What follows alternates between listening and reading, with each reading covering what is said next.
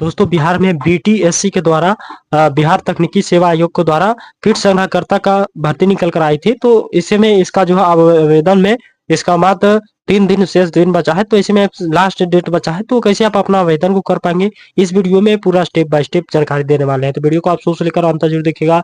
अगर आप हमारे चैनल पर नए हैं तो चैनल को जरूर सब्सक्राइब करके वीडियो को लाइक कीजिएगा। तो इसमें भर्ती निकल कर आई है कीट संग्रहकर्ता, तो मतलब कि स्वास्थ्य विभाग के द्वारा ये भर्ती निकल कर आई है। तो चलिए इसका नोटिफिकेशन अगर आप देखना चाहते हो तो पहले आपको यहाँ से बिहार तकनीकी सेवा आयोग की वेबसाइट पर आना है। तो बिहार तकनीकी सेवा आयोग की वेबसाइट पर आएंगे तो यहाँ पर आने के लिए आपको क्या करना है, तो गूगल में आपको टाइप करके बीटीएससी, आपको इस वेबसाइट पर आ जाना है। इस वेबसाइट पर जैसे आप आते हैं यहाँ पर आपको यहाँ पर रिक्वायरमेंट के सेक्शन में आना है। तो रिक्वायरमेंट के सेक्शन में आएंगे तो यहाँ पर इसका सबसे फर्स्ट में ही देखेंगे तो यहाँ पर नोटिस आएगा, एडवांसमेंट नंबर यहाँ पर दिया गया एडवांसमेंट नंबर। और यहाँ पर देख सकते हैं कीट संग्रहकर्ता का, तो एडवांसमेंट को डाउनलोड करना चाहते हैं तो यहाँ से क्लिक करेंगे। जैसे आप यहाँ से क्लिक करते हैं तो यहाँ पर इसका जो भी नोटिस है पूरा इस प्रकार से यहाँ पर नोटिफिकेशन यहाँ पर डाउनलोड हो जाता है। तो यहाँ पर देख सकते हैं ये यहाँ पर कीट संग्रहकर्ता के पदों पर ये भर्ती निकल कर आई है। इसमें जो यहाँ पर पोस्ट रखा गया है ये कुल 53 पदों पर ही है। बाकी 14 जो है रिजर्व में है, महिलाओं के लिए रिजर्व में रखा गया है, पर देख सकते हैं। बाकी अगर आपको 12 पास है, अगर आप साइंस से पास हैं तो इसमें आप एलिजिबल है, आप अप्लाई कर सकते हैं। बाकी इसका डेट का बात किया जाए तो यहाँ से इसका जो डेट रखा गया था 5/2/25 से आपका जो है 5/3/25 तक चलने वाला है। 5/3/25 का मतलब कि आप जो है मात्र 3 दिन शेष दिन बचा। अगर आप आवेदन करना चाहते हैं तो कैसे कर पाएंगे पूरा स्टेप बाय स्टेप बताने वाले हैं। बाकी यहाँ पर 5/2/25 से स्टार्ट हुआ था, 5/3/25 तक लास्ट डेट है यहाँ पर आवेदन करने का। बाकी आवेदन जो होगा यही वेबसाइट से होगा, बीटीएससी के ही वेबसाइट से आपका आवेदन होने वाला है। बीटीएससी के ही वेबसाइट से आपका आवेदन होने वाला। बाकी ये सब अपने ये सब जानकारी आपने समझ ली होगी कि आइएगा। जैसे कि उम्र आयु सीमा यहाँ पर देख सकते हैं कितना रहने वाला है, आपका उम्र जो है कितना रहने वाला है। तो 1/8/24 को न्यूनतम आयु जो है 18 वर्ष होना चाहिए। और अधिकतम उम्र सीमा यहाँ पर देख सकते हैं अनक्षित अगर आप आते होंगे तो 37 वर्ष तक, अनक्षित महिला होंगे तो 40 वर्ष तक, पिछड़ा वर्ग एवं अत्यंत पिछड़ा वर्ग से आते होंगे तो 40 वर्ष यहाँ पर उम्र इस तरह से आपको रहने वाला। बाकी अनुसूचित जाति से आते होंगे, अनुसूचित जनजाति से आते होंगे तो यहाँ से 42 वर्ष उम्र रखा गया है। बाकी यहाँ पर देख सकते हैं जो भी आपका उम्र काउंट होगा तो ये आपका मैट्रिकुलेशन के सर्टिफिकेट के प्रमाण पत्र के आधार पर ये आपका जन्म तिथि मान्य की जाएगी। यहाँ पर ऐसा जानकारी दिया गया है। बाकी और भी यहाँ पर जानकारी समझ लेना। तो जैसे कि आरक्षण के बारे में यहाँ पर जानकारी दिया गया, तो आरक्षण जो होगा ऑनलाइन आवेदन के इंगित कॉलम के आरक्षण का दावा नहीं करने की आरक्षण का लाभ नहीं मिलेगा, यहाँ पर इस जानकारी दिया। बाकी यहाँ पर देख सकते हैं दूसरा हम देखेंगे आरक्षण का लाभ उन्हीं उम्मीदवारों को मिलेगा जिनका अस्थायी निवास बिहार में अर्थात तो है जो मूल निवासी है और बिहार राज्य के बाहर से निवासी अभ्यर्थियों को लाभ दे नहीं हो। मतलब कि अगर आप बिहार राज्य से बाहर के निवासी हैं, ऐसे में आप फॉर्म को अप्लाई करते हैं तो ऐसे में आपका जो है यहाँ पर आरक्षण नहीं मिलने वाला है। जो भी बिहार के राज्य के मूल निवासी है वो उन्हीं को आरक्षण मिलेगा। बाकी ऑनलाइन आवेदन से भरे गए अस्थायी पता ही आरक्षण परियोजना के लिए अस्थायी निवास का अनुमान होगा। इस तरह से अब जानकारी बाकी तीसरा हम देख सकते हैं अनुसूचित जाति अनुसूचित जनजाति के उम्मीदवारों को निबंधित प्रमाण पत्र जमा करना अनिवार्य होगा। जैसे कि जाति प्रमाण पत्र हो गया, अस्थायी निवास या मूल निवास प्रमाण पत्र, जो भी आवासीय प्रमाण पत्र लगता है अनुसूचित जाति अनुसूचित जनजाति से आते हैं तो जाति प्रमाण पत्र और निवास आवासीय प्रमाण पत्र, ये आप दोनों डॉक्यूमेंट अपलोड करेंगे तभी आपका जो है आरक्षण मिलने वाला है, तभी आपको आरक्षण मिलेगा। बाकी यहाँ पर बी में देख सकते हैं पिछड़ा वर्ग अत्यंत पिछड़ा वर्ग के लिए यहाँ पर क्रीमी रहित प्रमाण पत्र जो होना चाहिए बिहार राज्य सरकार से आपका पुष्टियात है क्रीमी रहित प्रमाण पत्र, मतलब कि एनसीएल प्रमाण पत्र होता है, एनसीएल सर्टिफिकेट इसे कहा जाता है। अस्थायी निवास प्रमाण पत्र भी लगेगा, इसमें भी आपको अस्थायी निवास प्रमाण पत्र लगने वाला है।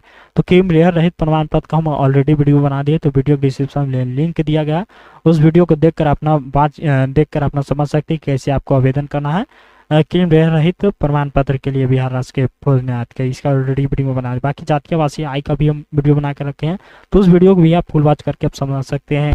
बाकी यहाँ पर सी में देख सकते हैं आर्थिक रूप से कमजोर वर्ग के लिए निबंधित प्रमाण पत्र, इस तरह से देख सकते हैं आय के एवं प्रस्फनिक प्रमाण पत्र हो गया, अस्थायी निवास प्रमाण पत्र, मूल निवास डोमिसाइल प्रमाण पत्र, इस तरह से लगने वाला है। तो ये जो भी डॉक्यूमेंट लगेगा तो आपका ये सभी डॉक्यूमेंट जो है आपका तो सभी प्रमाण पत्र जो लगेगा अस्थायी निवास अधिवास अंचल के सरकार के द्वारा अधिसूचित सूक्ष्म प्राधिकार के द्वारा निर्गत किया रहना चाहिए, मान्य होगा। जो भी अंचला अधिकारी वहां से जाकर आपका निर्गत अस्थायी जो भी अधिवास अंचल के राज्य सरकार के द्वारा ये बना होना चाहिए, तभी आपका मान्य होगा। मतलब कि आरओ के द्वारा ये आपका जो है बना होना चाहिए रिजनल ऑफिसर। बाकी इस तरह से यहाँ पर देख सकते हैं। बाकी ये आप जानकारी आप समझ लेंगे। बाकी यहाँ पर और भी जानकारी यहाँ पर देख सकते हैं। केवल जाति प्रमाण पत्र के आधार पर पिछड़ा वर्ग एवं पिछड़ा वर्ग के उम्मीदवारों को आरक्षण का लाभ देना नहीं होगा। पिछड़ा वर्ग अत्यंत पिछड़ा वर्ग के सदस्य के हेतु क्रीमी रहित प्रमाण पत्र संलग्न करना अनिवार्य होगा। अगर आप क्रीमी रहित प्रमाण पत्र से इतना अन्य जाति प्रमाण पत्र के मान्य नहीं होगा, आप जो भी जाति प्रमाण पत्र देते हैं तो इसमें आपको मान्य क्रीमी रहित प्रमाण पत्र लगने वाला। अगर आप पिछड़ा वर्ग अत्यंत पिछड़ा वर्ग से आते हैं तो समान प्रशासन विभाग के अधिसूचना इतना के आलोक में महिला अभ्यर्थी के लिए अनुसूचित जाति अनुसूचित जनजाति के लिए रहित प्रमाण पत्र पिछड़ा वर्ग एवं अत्यंत पिछड़ा वर्ग के हेतु पिता के एवं पता के सहित निर्गत होना चाहिए, अनिवार्य होगा। मतलब कि आपको जो भी अपना प्रमाण पत्र बनाते हैं, जो भी आपका क्रीमी रहित प्रमाण पत्र बनाते हैं या फिर जाति प्रमाण पत्र बनाते हैं, तो अपना नहर से प्रमाण मतलब कि उस पर आपको पिताजी का नाम होना चाहिए, वहीं का आपको पता होना चाहिए। ये आपको ध्यान में रख लेना है, तभी आपको इस फॉर्म को अप्लाई करना। बाकी यहाँ पर तीसरा हम देख सकते हैं आय के प्रस्फुटित संबंधित प्रमाण पत्र निर्गत किए जाने की स्थिति जो है 1 वर्ष रखा गया है। 1 वर्ष वैध होगा। अगर आप 1 वर्ष से ज़्यादा आपका जो भी प्रमाण पत्र बनाए हैं हो गया है तो इसमें आपका मान्य नहीं होने वाला है, माना नहीं जाएगा। तो आपको ध्यान से जो भी डॉक्यूमेंट बनाना है तो करेंट ही अपना डॉक्यूमेंट प्रमाण पत्र को ये सब बना लेना है। बाकी यहाँ पर आरक्षण कोटि के बारे में यहाँ पर जानकारी दिया गया, तो यहाँ से आप देख सकते हैं आरक्षण कोटि के बारे में यहाँ पर जानकारी दिया गया है। चलिए और भी जानकारी यहाँ पर देख सकते हैं, और भी जानकारी यहाँ पर देख सकते हैं दिया गया है। जैसे कि यहाँ पर और भी जानकारी देख सकते हैं, आवेदन शुल्क के बारे में यहाँ पर देख सकते हैं जानकारी दिया गया। आवेदन शुल्क कितना लगने वाला, आप आवेदन इसका करते हैं कितना शुल्क लगने वाला है, कोटि के अनुसार यहाँ पर कैटेगरी के अनुसार यहाँ पर जानकारी दिया गया है। बाकी यहाँ पर देख सकते हैं समान वर्ग पिछड़ा वर्ग से आते हैं, अत्यंत पिछड़ा वर्ग से तो आर्थिक रूप से कमजोर वर्ग से आते हैं तो 600 रुपया का यहाँ पर शुल्क लगने वाला। बाकी आपका अनुसूचित जाति अनुसूचित जनजाति से आते हैं तो यहाँ पर 150 रुपया का शुल्क लगने वाला। आरक्षित अनारक्षित महिला होंगे तो इसे में आपको यहाँ पर 150 रुपया का शुल्क लगने वाला है। बाकी अगर आप राज्य के बाहर निवासी राज्य के बाहर उम्मीदवारों के लिए चाहे किसी भी वर्ग के पुरुष हो महिला हो तो दोनों को यहाँ पर 600 रुपया का शुल्क लगने वाला है। बाकी और भी यहाँ पर जानकारी देख सकते हैं सभी कोटि के दिव्यांग अभ्यर्थी को अनारक्षित श्रेणी हेतु निर्धारित परीक्षा शुल्क के 1/4 जमा करना होगा। अर्थात अनारक्षित श्रेणी के अभ्यर्थी को यदि 600 रुपया निर्धारित तो दिव्यांग अभ्यर्थी को मात्र 150 रुपया का परीक्षा शुल्क दे होगा। दिव्यांग का जो है 150 रुपया का शुल्क दे होगा। इस तरह से यहाँ पर जानकारी दिया गया है। बाकी आपका पेमेंट आप करते हैं तो कौन कौन सा मोड दिया गया अपना आवेदन शुल्क करने में, तो यहाँ पर डेबिट कार्ड हो गया और यहाँ पर क्रेडिट कार्ड से कर सकते हैं, इंटरनेट बैंकिंग हो गया, यूपीआई के माध्यम से अपना ऑनलाइन मोड के माध्यम से अपना पेमेंट को कर सकते हैं। इस तरह से पेमेंट के बारे में हम जानकारी अब समझ लेंगे। बाकी यहाँ पर चयन प्रक्रिया यहाँ पर देख सकते हैं, चयन प्रक्रिया किस तरह से रहने वाला है तो कीट संग्रहकर्ता की पदों पर ये भर्ती निकल कर आ रही है। तो ऐसे में आप कीट संग्रहकर्ता की आप समझ लेंगे कीट संग्रहकर्ता क्या होता है। तो कीट संग्रहकर्ता का ये काम होता है कि जैसे कि आप समझ लियोगे कीट संग्रहकर्ता का क्या काम होता है। तो कीट संग्रहकर्ता का ये काम होता है कि ब्लड निकालना या फिर यूरिन निकाल कर उसे जांच घर लेकर जाना, तो यही काम आपको करने को मिलेगा। यही काम कीट संग्रहकर्ता का होता है। कीट संग्रहकर्ता का यही काम होता है। तो यहाँ पर हॉस्पिटल में आपको ये काम करना पड़ेगा। कीट संग्रह के पदों पर नियुक्ति की इंटरमीडिएट विज्ञान स्तरीय प्रतियोगिता परीक्षा के आधार पर होगी। प्रतियोगिता परीक्षा के आधार पर जो भी इंटरमीडिएट का एग्जाम विज्ञान का स्तरीय होना चाहिए। विज्ञान अगर आप किए होंगे मतलब कि साइंस होंगे तभी अपना फॉर्म को अप्लाई करना। इसमें आर्ट्स कॉमर्स होंगे तो नहीं अप्लाई कर सकते हैं, ये विज्ञान का ही है। बाकी निदेशालय स्वास्थ्य सेवाएं बिहार पटना के पत्रांक कितना दिनांक के प्राप्त महत्व आलोक के उक्त परीक्षा जीव विज्ञान जैसे कि पीसीबी एवं गणित पीसीएम के दोनों स्ट्रीम के प्रश्न शामिल किए जाएंगे, किंतु एक कीट के संग्रहकर्ता के लिए और जीव विज्ञान से संबंधित ज्ञान वांछनीय इसलिए कम से कम 50% प्रश्न जीव विज्ञान से पूछे जाएंगे। 50% जो है जीव विज्ञान से आपको प्रश्न पूछे जाएंगे। और परीक्षा का पाठ्यक्रम जो है इस प्रकार से रहने वाला जैसे कि बिहार विद्यालय परीक्षा समिति के द्वारा निर्धारित इंटरमीडिएट विज्ञान स्तरीय पाठ्यक्रम के आधार पर प्रश्न पूछे जाएंगे। और प्रतियोगिता के परीक्षा के प्रश्न जो होंगे 100% प्रश्न होंगे और सभी जो बहुविकल्पीय प्रश्न होने वाले हैं। परीक्षा की अवधि जो है 2 घंटे की होगी और कुल प्रश्न होंगे 100 प्रश्न होने वाले हैं। परीक्षा में इंटरमीडिएट विज्ञान के स्तर तक के प्रश्न जिसमें 50 प्रश्न जो है जीव विज्ञान से संबंधित होंगे और प्रश्न पत्र की हिंदी एवं अंग्रेजी दोनों भाषा में होने वाला है। बाकी इसका एग्जाम जो होने वाला है कंप्यूटर बेस्ड टेस्ट होने वाला। कंप्यूटर मतलब सीबीटी आपका एग्जाम लिया जाएगा, इसकी अधिक पालियों में एग्जाम लेने वाला है। यहाँ पर उक्त परीक्षा की 1 से अधिक पालियों में आपका एग्जाम होगा। यहाँ पर इसे जानकारी दिया गया है।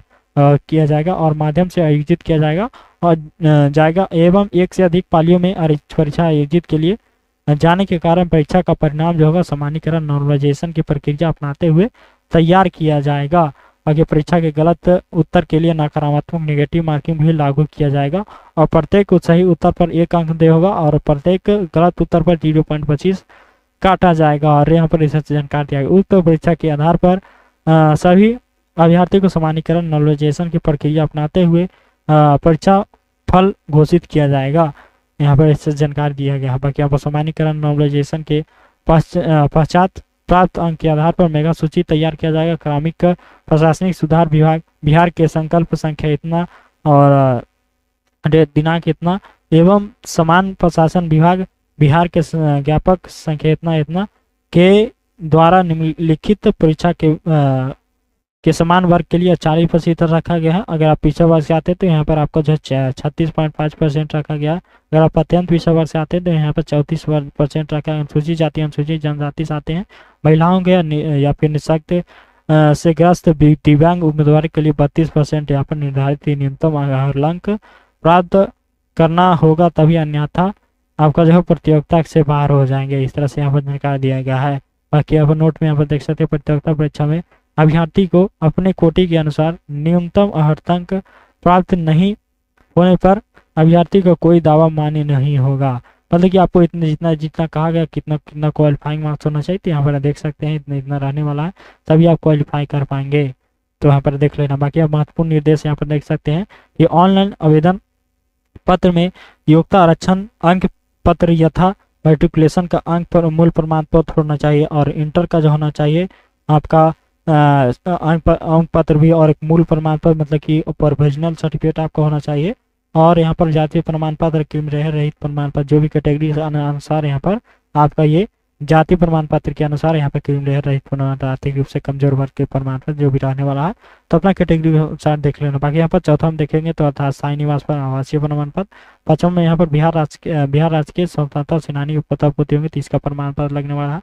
दिव्यांगता प्रमाण पत्र होगा आपका जो होना चाहिए इससे संबंधित सूचना प्रविष्ट कर उक्त सभी प्रमाण पत्र अंक पर विहित कॉलम के में अपलोड करना सुनिश्चित करेंगे और कोई भी प्रमाण पत्र जो होना चाहिए अंक पत्र अपलोड नहीं किए जाने पर अभ्यर्थी को रद्द करने हेतु आयोग स्वतंत्र होगा। इस तरह से हमें जानकारी दिया गया है। बाकी जो भी अपना डॉक्यूमेंट अपलोड करना सभी ध्यान से ही अपलोड करना। ऐसे में आप अपलोड नहीं करते हैं कोई भी चीज़ छोड़ देते तो ऐसे में आपका रद्द कर दिया जाएगा, आपका जो है रद्द हो जाएगा, आपका जो भी फॉर्म भरेंगे वो रिजेक्ट हो जाएगा। तो ये आपको ध्यान पूर्वक से अपना फिल करना फॉर्म को, यहाँ पर इससे से जानकारी दिया गया है। तो ये आप जानकारी आप समझ लेंगे। बाकी यहाँ पर फोटोग्राफ के बारे में आपको जानकारी यहाँ पर समझ लेना कि फोटोग्राफ आपका किसे लगने वाला है। तो आवेदक जो अभ्यर्थी को फोटो होना चाहिए हाल का खींचाना 3 माह के अंदर का होना चाहिए। आवेदक को अभ्यर्थी का चेहरा एवं सिर के ऊपर नीचे और तक दिखना चाहिए और फोटो जो होना चाहिए आँख खुला होना चाहिए। बैकग्राउंड जो होना चाहिए सफ़ेद पटल होना चाहिए और फोटो के किसी प्रकार की छाया नहीं होना चाहिए। और यदि आवेदक का चश्मा जो चश्मा फोटो खिंचवाए होंगे तो उसे निकाल कर ही फोटो को खिंचा देना है। फोटो तो चश्मा हटाकर फोटो की खिंचा लेना है। इस तरह से यहाँ पर जानकारी दिया गया। तो ये आप जानकारी आप समझ लिए होंगे, ये आपका जानकारी आपको समझ में आएगा। वो भी सिग्नेचर होगा तो सिग्नेचर आपको सादा पेपर पर आपको अपना कर देना है। जो भी सिग्नेचर आप करते हैं तो अपना सादा पेपर पर अपना सिग्नेचर को कर देना है। ये अपना फोटो सिग्नेचर कर चलिए अब आपको आवेदन कैसे करना है इसके बारे में हम स्टेप बाय स्टेप आपको बताते कैसे आप आवेदन को कर सकते हैं। आप अपना आवेदन करना चाहते हैं तो यहीं से हम इम्पोर्टेंट नोटिस के सेक्शन में आएंगे। उसके बाद यहाँ से अप्लाई का लिंक मिलता है, पर देख सकते हैं डिटेल लिंक। तो यहाँ से आपको अप्लाई पर क्लिक करना। अगर आपको इसे नोटिस को यहाँ पर डाउनलोड करना है तो यहाँ से सर्कुलर डॉक्यूमेंट का यहाँ पर दिया गया है, तो यहाँ से आप डाउनलोड पर जैसे क्लिक करके तो इस तरह से आपका नोटिस जो इस प्रकार से डाउनलोड हो जाता है। तो यहाँ से आप नोटिस को समझते हैं। बाकी हम ऑलरेडी पीछे हम आपको जानकारी बता दिए ये क्या कुछ यहाँ पर नोटिस है आप बता दिए हैं। बाकी यहाँ पर देख सकते हैं अप्लाई करने के लिए यहाँ से क्लिक करना है। जैसे आप क्लिक करते हैं तो यहाँ पर इस तरह से वेबसाइट खुलता है, बिहार तकनीकी सेवा आयोग बिहार टेक्निकल सर्विस कमीशन। यहाँ पर इस तरह से वेबसाइट खुलता है। उसके बाद क्या करना है तो अपना आवेदन करने के लिए यहाँ पर नीचे की ओर स्क्रॉल करना है। मतलब कि आप नए होंगे तो यहाँ से आपको टू रजिस्टर यहाँ पर दिख सकते हैं दिया गया। अगर आप पहले से रजिस्ट्रेशन किए होंगे तो यहाँ से आपको यहाँ से क्लिक करके लॉगिन करना होगा। बाकी हम न्यू रजिस्ट्रेशन कर रहे हैं तो यहाँ से हम क्लिक करेंगे, क्लिक हेयर पर करेंगे। जैसे हम क्लिक हेयर करते हैं तो यहाँ पर इस तरह से विकल्प खुलता है, यहाँ पर इस तरह से लोडिंग लेता है, यहाँ पर देख सकते हैं इस तरह से लोडिंग लेता है। उसके बाद यहाँ पर इंस्ट्रक्शन आता है तो इसे हम क्लोज करेंगे। क्लोज करने के बाद फिर से यहाँ पर प्रीव्यू नोटिस आता है, यहाँ पर देख सकते हैं यहाँ पर लिखा गया पर्सनल डाटा, यहाँ पर पोस्ट एप्लीकेशन नेम और यहाँ पर डेट ऑफ बर्थ देख सकते हैं, मोबाइल नंबर, ये सब ईमेल आईडी, ये सब आपका यहाँ पर फिल होगा। तो यहाँ से आई एग्री कर देना है। आई एग्री करने के बाद इस तरह से आपको नीचे की स्क्रॉल करना है। यहाँ पर इंस्ट्रक्शन इस तरह से दिया गया, इंस्ट्रक्शन आप देख सकते हैं यहाँ पर। आगे आप नीचे की स्क्रॉल करेंगे, अब यहाँ से रजिस्ट्रेशन डिटेल आपको फिल करना है। जैसे कि यहाँ पर फर्स्ट नाम यहाँ पर देख सकते हैं, फर्स्ट नेम यहाँ पर डालना है, मिडिल नेम डालना है, यहाँ पर आपको अपना कैंडिडेट नेम डालना है। तो जैसे कि मान लीजिए आपका नाम जो है राम कुमार शर्मा है, राम कुमार शर्मा है, तो राम कुमार शर्मा है तो इस तरह से आपको लिखना है, राम इस तरह से लिखना है, कुमार आपको मिडिल में लिखना है, उसके बाद शर्मा जो है आपको लास्ट नेम में लिखना है, शर्मा जो है आपको लास्ट नेम में लिखना है, इस तरह से आपको लिखना है, इस तरह से लिखना है। अगर आपका नाम जो है राम कुमार है, आपका मान लीजिए आपका नाम जो है राम कुमार है, तो इसे आपको शर्मा यहाँ पर इसे आपको कट कर देना है, इसे हम कट कर देते हैं। अगर आपका राम कुमार नाम है तो राम आपको फर्स्ट नेम में लिखना है, कुमार जो है आपको लास्ट नेम में लिखना है, तो इस तरह से लिखना है। अगर आपका नाम जो है राम कुमार शर्मा है तो आपको राम यहाँ पर लिखना है और कुमार यहाँ पर लिखना है और शर्मा जो है यहाँ पर आपको लिखना है, इस तरह से आपको लिखना है। चलिए हम यहाँ से आगे का हम प्रोसेस समझ लेते हैं। अपना ये नाम इस सब फिल कर लेने के बाद, अपना नाम इस तरह से फिल करने के बाद जो भी आपका नाम हो तो अपना इस तरह से अपना ध्यानपूर्वक से फिल कर लेना है। उसके बाद आपको क्या करना है, यहाँ पर देख सकते हैं लिखा गया कि हैव यू मतलब कि क्या आपने कभी नाम बदला है। अगर आपने नाम नहीं बदला है तो यहाँ से आपको नो करना है। क्या आपने मैट्रिक के बाद कभी आपने नाम बदला है, तो ऐसे हम नहीं बदले हैं तो हम यहाँ से नो करेंगे। उसके बाद यहाँ से आपको पूछा जा रहा है कि जन्मतिथि कैसे चूज करना है, तो यहाँ से आपको डेट ऑफ बर्थ पूछा जा रहा है। तो मतलब कि आपको जो है पहले आपको ईयर चूज करना है, यहाँ पर ईयर चूज करना है। सबसे पहले ईयर को हम चूज कर लेते हैं, जो भी आपका ईयर रहता है यहाँ से हम ईयर को अपना चूज करेंगे, अपना ईयर को हम चूज कर लेंगे जो भी आपका ईयर है। उसके बाद मंथ अपना चूज करना है, जो भी आपका मंथ है यहाँ से चूज करना है। उसके बाद डेट यहाँ से अपना चूज करना है। डेट चूज होने के बाद यहाँ पर आपको जो बता देगा कि एज आपका कितना हुआ है, यहाँ पर आपको एज बता देगा। यहाँ पर देख सकते हैं इस तरह से आपको एज बताएगा कि आपको कितना एज हुआ है, यहाँ पर बताएगा। उसके बाद आपको जेंडर चूज करना है, मेल या फीमेल, यहाँ पर देख सकते हैं यहाँ पर चूज करना है। उसके बाद अपना जो भी आपका मोबाइल नंबर रहता है यहाँ पर अपना मोबाइल नंबर को फिल करना है। उसके बाद यहाँ से कंफर्म मोबाइल नंबर फिल करना है, दोबारा मोबाइल नंबर फिल करना है। या इंटरनेट मोबाइल नंबर होता है तो इसे आप फिल कर सकते हैं या फिर छोड़ भी सकते हैं। उसके बाद यहाँ पर आपको ईमेल आईडी पूछा जाता है, ईमेल आईडी फिल करके कंफर्म ईमेल आईडी फिल करना है।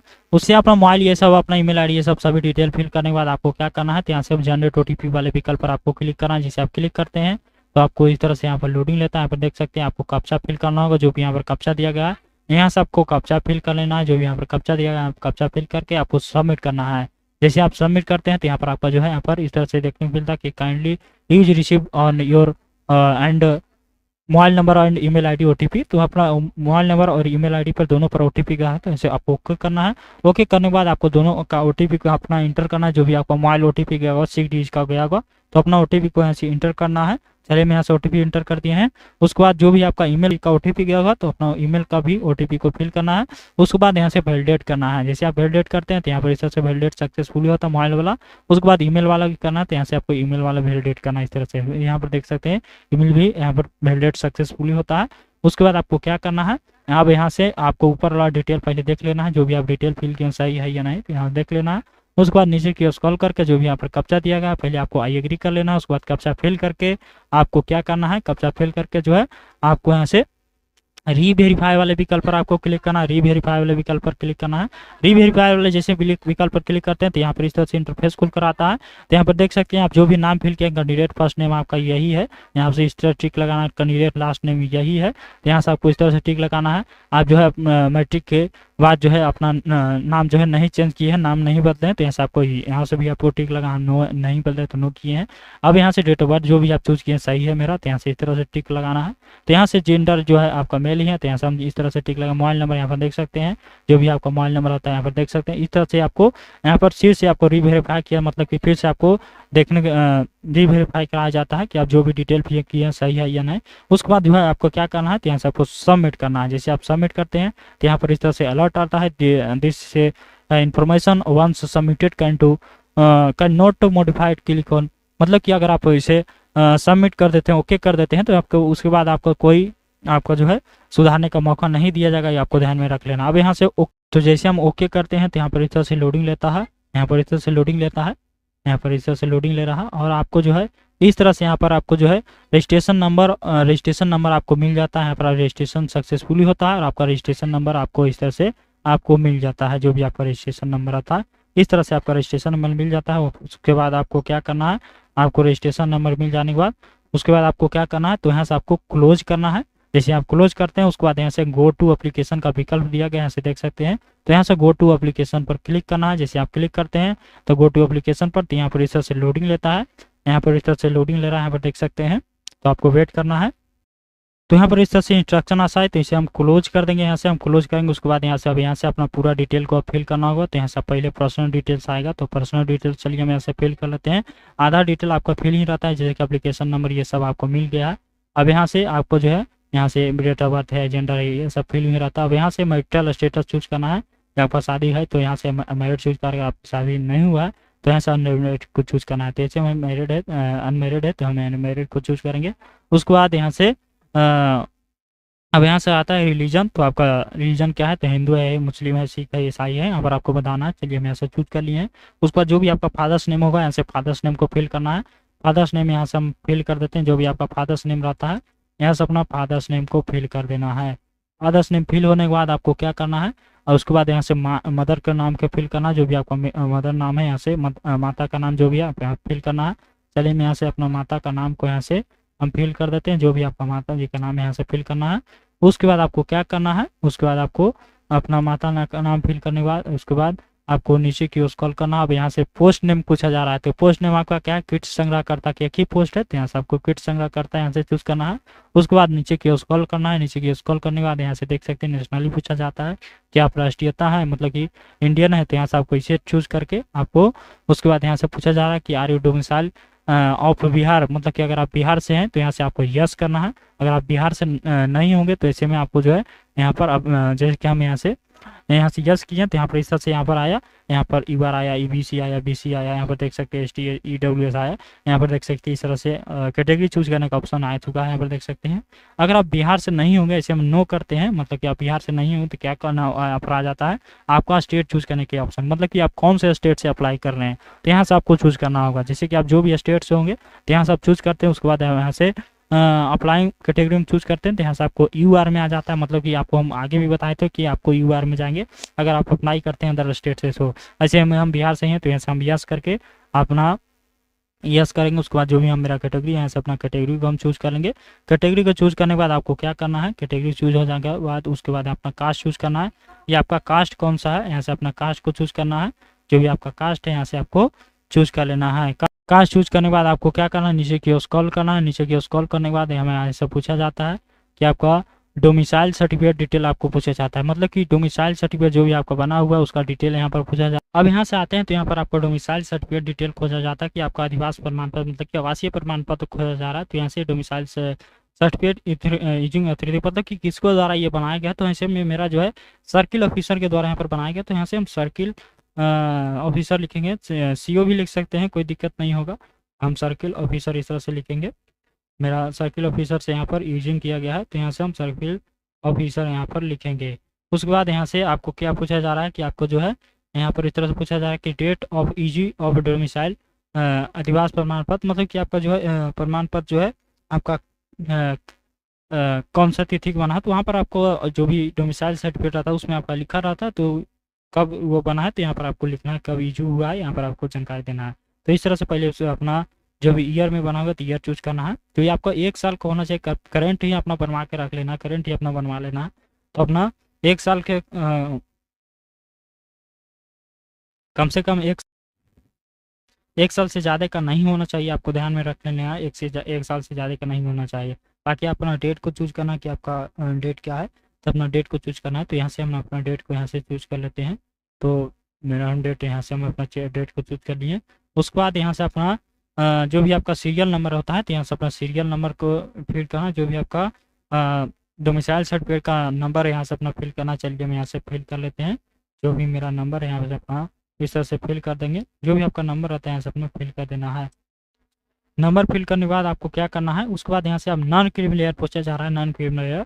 तो ऐसे में हम ईबीसी में आते हैं इसलिए हमें अपना नॉन क्रिमिनल लेयर खोजा जा रहा है। तो अगर आप जो भी कैटेगरी आते हो तो उसके अनुसार यहाँ पर आपको आरक्षण देने के लिए आपको जो है ये सब सर्टिफिकेट मांगा जाता है।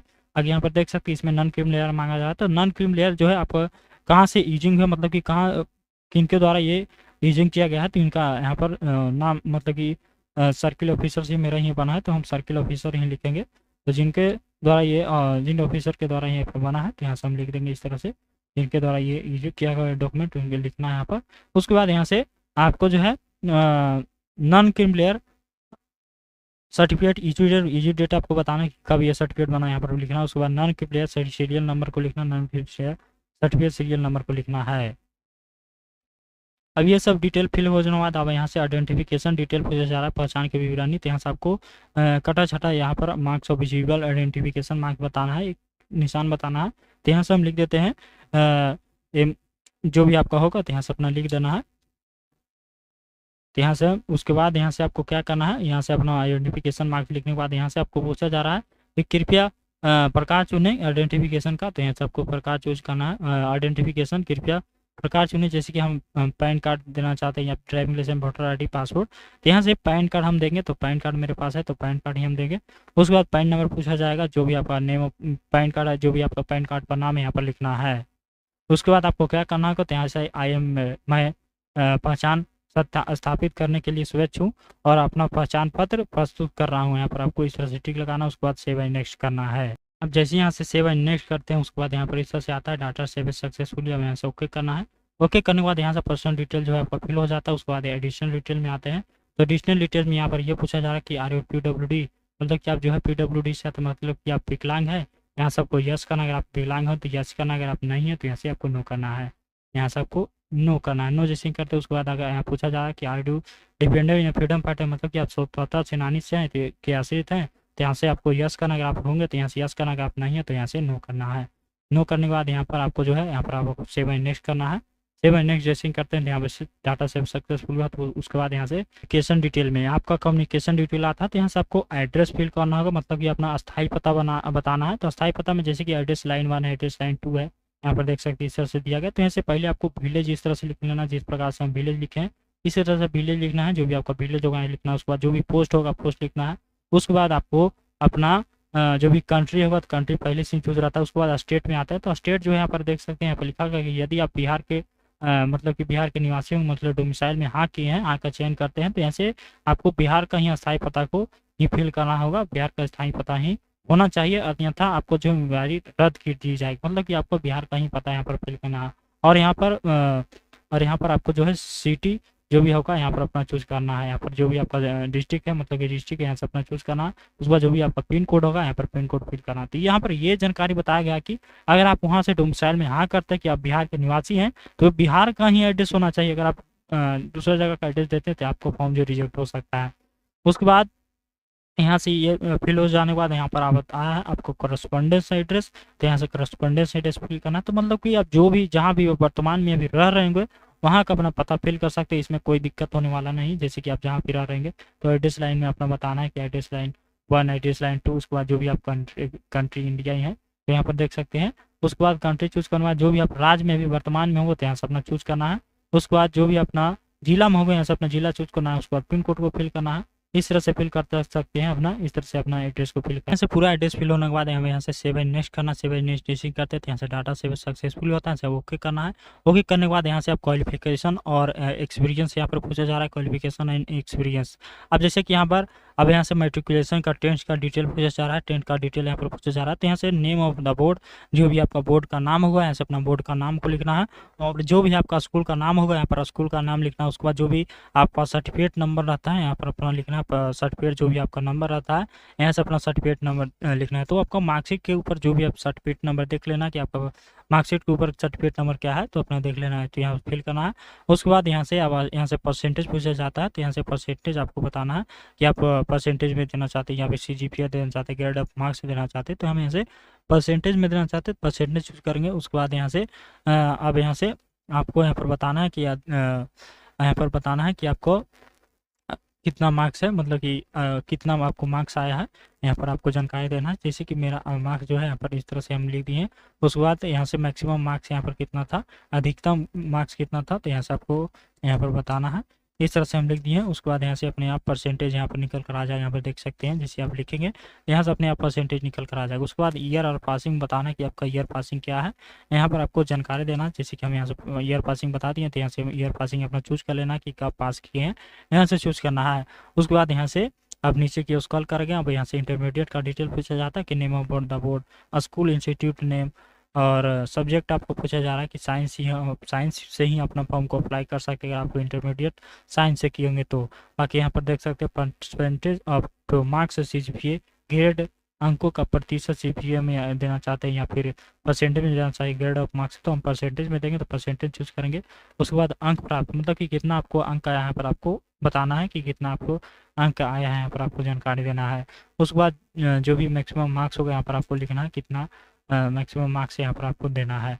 उसके बाद जैसे ही आप लिखते हैं तो यहाँ से परसेंटेज अपने आप निकल कर आ जाएगी। ईयर पासिंग आपको बताना है, ईयर पासिंग कब हुआ था, आपका पासिंग कब हुआ था, यहाँ से आपको चूज कर लेना है।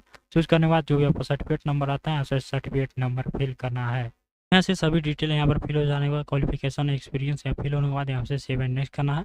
सेव एंड नेक्स्ट जैसे आप करते हैं तो नीचे डाटा भी सक्सेसफुल होता है, यहाँ से ओके करना है। अब यहाँ से आप आ जाते हैं डॉक्यूमेंट एंड पेमेंट के ऑप्शन में। तो जैसे कि अब यहाँ पर पूछा जा रहा है कि upload the scan photo, scan copy and the recent passport size photo, मतलब कि आपको हाल का पासपोर्ट साइज फोटो अपलोड करना। तो यहाँ पर आपको पीछे हम जानकारी बताए थे कि आपको पासपोर्ट साइज फोटो कैसा होना चाहिए, तो वो वाइट अपलोड करना है, वाइट आपको अपलोड करना है। जैसे हम क्लिक है टू अपलोड पर क्लिक करते हैं तो यहाँ पर इस तरह से इंस्ट्रक्शन आपको नीचे आपको देखने को मिलता है फोटोग्राफ का।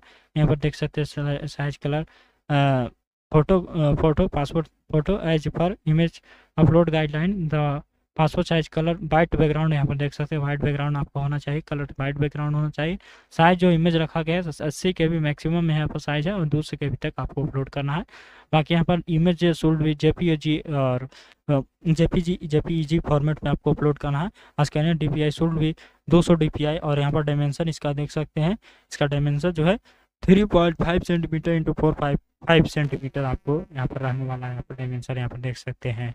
बाकी यहाँ से अपलोड करने के लिए यहाँ से ब्राउज फाइल हेयर ब्राउज पर टू अपलोड पर क्लिक करना है। जैसे हम क्लिक करते हैं जैसे हम फोटो को अपलोड करते हैं तो यहाँ पर देख सकते हैं मेरा फोटो जो अपलोड हो चुका है, तो यहाँ से क्लोज कर देंगे। मेरा फोटो जो अपलोड हो चुका है क्लोज करेंगे तो यहाँ पर देख सकते हैं फोटो मेरा अपलोड हो चुका है। अब यहाँ से आपको सिग्नेचर खोज जा रहा है, तो सिग्नेचर आपको कैसे अपलोड करना है, तो सिग्नेचर के लिए यहाँ से क्लिक है टू अपलोड पर क्लिक करना है। तो सिग्नेचर के इंस्ट्रक्शन यहाँ पर देख सकते हैं, प्लीज अपलोड योर सिग्नेचर जो है मिनिमम जो है 50 KB से 200 KB तक आपको साइज रखा गया है, तो अपना सिग्नेचर को अपलोड करना है। तो हम यहाँ से अपना सिग्नेचर को अपलोड कर देंगे, जो भी मेरा सिग्नेचर है यहाँ से अपना सिग्नेचर को हम यहाँ से अपलोड करेंगे कर देते हैं। तो यहाँ से मैं देख सकते हैं मेरा अपलोड हो चुका है, यहाँ पर इस तरह से अपलोड हो चुका है, मेरा सिग्नेचर भी देख सकते हैं अपलोड हो चुका है। उसके बाद यहाँ से क्लोज करना है, यहाँ से क्लोज कर देना है। यहाँ पर देख सकते हैं अब यहाँ से नन क्रीम लेयर सर्टिफिकेट खोल जा रहा है, तो non cream layer certificate upload करने के लिए यहाँ से क्लिक किया टू अपलोड पर क्लिक करना है। अब यहाँ से जो यहाँ पर साइज बताया गया है, जो आपको मिनिमम जो साइज रहने वाला 100 KB से 300 KB तक आपको JPG या PDF फॉर्मेट में अपलोड कर सकते हैं। JPG या PDF फॉर्मेट में आपको 100 KB से 300 KB तक आपको अपलोड करना है। तो यहाँ से हम अपना अपलोड कर देते हैं, जैसे कि हम तो इसी तरह से सभी डॉक्यूमेंट को अपलोड करना है। जैसे कि यहाँ पर नन क्रिमिनल के आप देख लिए, बाकी यहाँ पर डोमिसाइल का अपलोड करना है। तो यहाँ से आप जैसे क्लिक करेंगे तो डोमिसाइल के इसी तरह से इसका भी साइज यही रखा गया है, 100 KB से 300 KB होना चाहिए। JPG या PDF फॉर्मेट में अपलोड करना है। और यहाँ से upload your ID card certificate, मतलब कि जो भी अपना वहाँ पर पैन नंबर फिल किए हैं थे, तो पैन को यहाँ से अपलोड करना है। पैन नंबर जो भी अपना वहाँ पर फिल किए होंगे तो यहाँ से अपना उस ID को अपलोड करना है, उस ID को अपलोड करना है। अब यहाँ से 10th क्लास सर्टिफिकेट को और 10th क्लास जो भी सर्टिफिकेट होता है, सर्टिफिकेट और मार्कशीट दोनों अपलोड होता है। तो यहाँ से PDF ये इसका भी साइज यही है, 100 KB और 100 KB से 300 KB तक। और सर्टिफिकेट यहाँ पर अपलोड करना है, मार्कशीट यहाँ पर आपको अपलोड करना है। और जो भी आपका प्रमाण पत्र है 12वीं क्लास का, जो भी आपका प्रमाण पत्र है यहाँ पर अपलोड करना है, मतलब प्रोविजनल सर्टिफिकेट। और यहाँ पर आपका जो है 10th का मार्कशीट को हमसे अपलोड करना है, 12th का मार्कशीट जो भी है यहाँ पर अपना अपलोड करना है। अपलोड हो जाने के बाद अब इस तरह से सभी डॉक्यूमेंट अपलोड करने के बाद यहाँ पर देख सकते हैं सभी मेरा डॉक्यूमेंट अपलोड हो चुका है। इसके बाद यहाँ से व्यू अपलोड फोटो पर क्लिक करके अपना सभी व्यू करके देख लेना, जो भी अपना डॉक्यूमेंट को अपलोड किया यहाँ से देख लेना है। उसके बाद आपको क्या करना है, उसके बाद नीचे की स्क्रॉल करके यहाँ से पेमेंट मोड का ऑप्शन दिया गया, तो यहाँ से आपको ऑनलाइन आपको पेमेंट करना है, तो इसे आपको चूज करना है। चूज करने के बाद आपको नीचे की स्क्रॉल करना है। नीचे की स्क्रॉल करने के बाद यहाँ पर देख सकते हैं आपका नेम रहता है, जो भी आपका नाम है, और यहाँ पर टेबल फी बताएगा कितना आपको पेमेंट करना है। यहाँ पर देख सकते हैं, यहाँ पर इस तरह से देखने को मिलता है। बाकी यहाँ पर डिक्लेरेशन दिया गया है, यहाँ से सभी में इस तरह से आपको डिक्लेयर कर दे, इस तरह से टिक लगा देना है, यहाँ से एग्री कर देना है। उसके बाद जो भी यहाँ पर कब्जा दिया गया है यहाँ से कब्जा फिल कर लेना है, जो भी यहाँ पर कब्जा दिया गया है कब्जा को यहाँ से आपको फिल करके एक बार प्रीव्यू करके देख लेना, जो भी आप फॉर्म को फिल किए हैं यहाँ से एक बार प्रीव्यू इस तरह से अपना देख लेना कि जो भी आप फॉर्म फिल किए हैं सही है या नहीं। ऐसे सभी डिटेल आपको देखने को मिलता है, तो यहाँ से प्रीव्यू करके देख लेना है। उसके बाद यहाँ से हम कट कर देते हैं, यहाँ से प्रीव्यू कर लिए। उसके बाद आपको क्या करना है, यहाँ से आपको सबमिट का विकल्प मिलता है। तो सबमिट आप जैसे ही करते हैं तो आपको पेमेंट करने का ऑप्शन, तो सबमिट जैसे ही आप करते हैं तो यहाँ पर आपको पेमेंट करने का ऑप्शन जिस प्रकार से खुलता है, तो यहाँ से आपको पेमेंट करने का यहाँ पर देख सकते हैं मेथड दिया गया, जैसे कि net banking, credit card, debit card, QR code से, वॉलेट, DPI से कटा सकते हैं। जैसे कि हम QR कोड को चूज करेंगे, QR कोड को जैसे चूज करते हैं यहाँ से QR कोड जो इस प्रकार से यहाँ पर खुल कर आ जाता है। तो यहाँ से आप स्कैन करके अपना UPI जो भी एप्लीकेशन होता है, फ़ोन पे, गूगल पे, जिससे आप अपना कटाना चाहते हैं उससे आप अपना स्कैन करके ऐसे आप पे कर सकते हैं। इस तरह से यहाँ पर QR कोड आपको देखने को मिलता है, तो अपना पेमेंट को कर सकते हैं। तो इस तरह से आपको आवेदन करना है, अपना किट संग्रहकर्ता के लिए अपना आवेदन करना चाहते हैं तो इसी तरह से अपना आवेदन कर सकते हैं। तो उम्मीद होगा कि आपको जानकारी आपको अच्छी लगी, तो हमारे यूट्यूब चैनल को सब्सक्राइब कर दीजिएगा और वीडियो को लाइक करना और चैनल को सब्सक्राइब करना ना भूलिएगा। ऐसी जानकारी पाने के लिए, वीडियो देखने के लिए बहुत बहुत धन्यवाद। जय हिंद।